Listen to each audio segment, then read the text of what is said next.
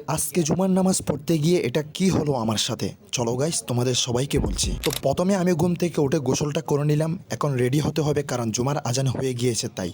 তারপর পাঞ্জাবিটা বের করলাম, এখন রেডি হয়ে সুগন্ধিটা লাগিয়ে জায়নামাজটা হাতে নিয়ে বের হয়ে পড়লাম মসজিদের উদ্দেশ্যে। তারপর বাহিরে এসে দেখলাম ভীষণ বৃষ্টি, তো কি আর করার, এখন আমি আর আমার ছোট ভাই যাচ্ছি বৃষ্টিতে ভিজে মসজিদে। এরপর কিছুক্ষণ হাঁটার পর চলে আসলাম মসজিদে, আর এখানে এসেই দেখি মসজিদে জায়গা নেই। ইস, ভাগ্যটা কি খারাপ, একে বৃষ্টি আবার মসজিদের জায়গা নেই।